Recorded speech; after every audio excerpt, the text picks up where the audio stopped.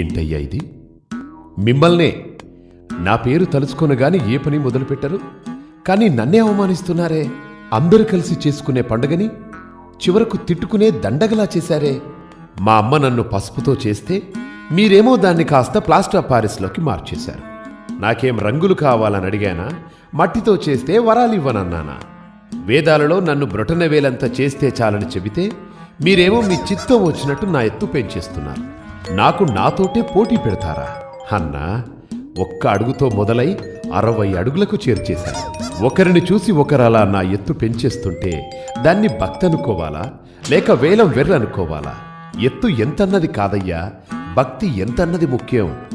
పోనీ సంవత్సరానికోసారైనా మీరు పిలిచారు కదా అని నేనొస్తే ఒక వేద పారాయణం లేదు, ఒక మంచి సంగీతం లేదు, వెకిలి పాటలు, వెర్రి డాన్సులు.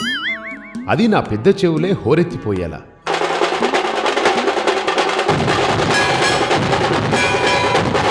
పాపం నా మూషికడు ఆ పాటల హోరికి పారిపోతున్నాడు కూడా.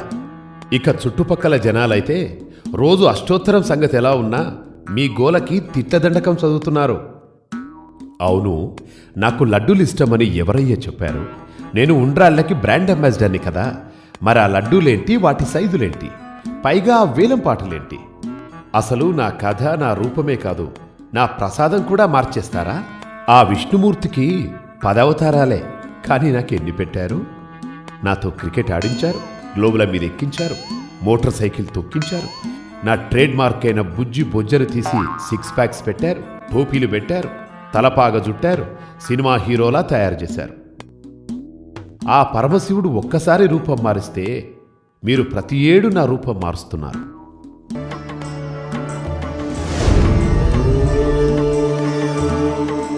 అసలే ఇరుకు రోడ్లు, గతుకుల సందులు, వీటితోనే ట్రాఫిక్ జామ్లు అవుతుంటే నా పండుగ పేరుతో వాటిని ఇంకాస్త పెంచేలా రోడ్ల మీద ఆ ఊరేగింపులేంటి, ఆ డాన్సులేంటి?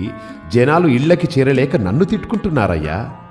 నిన్నటికి నిన్న సిటీ మొత్తం చెట్లకు చెట్లే కొట్టేస్తున్నారు. ఏంటయ్యా అంటే నిమజ్జనం రోజు అడ్డొస్తాయి అంటున్నారు. నాకు ఆకులు అలములంటే ఇష్టమని తెలిసి వాటినిచ్చే చెట్లను నా పేరు చెప్పి నరికేస్తుంటే ఇదెక్కడి పండుగయ్యా? ఇక నిమజ్జనం గురించి చెప్పేదేముంది? నిమజ్జనం రోజు భక్తి ముసుగులో మీరు చేసే పనులు అంతా ఇంతా కాదు. నా విగ్రహం వెనకాల క్వార్టర్ బాటిళ్ల కేసులు, గుడంబా క్యాన్లు, నా విగ్రహం ముందు తాగి తూలుతూ వికృత విన్యాసాలు, హోరెత్తే డ్రమ్ములు, మైకుల రణగొన ధ్వనులు, తాగి మైమరిచి మీరు వేసే కేకలకి మీ నోటి నుండి వచ్చే గుడుంబా తుంపర్లు పన్నీరుగా నా మీద చిలకరిస్తూ నన్ను ఊరేగిస్తున్నారు. మీ దగ్గర వచ్చే గుడంబా వాసన కంటే ఆ హుసేన్ సాగర్ నీటి కంపే ఎన్నో రెట్ల మేలనిపిస్తుంది. నాకొద్దు బాబు ఈ నిమజ్జనం. నేను బారిపోతున్నా.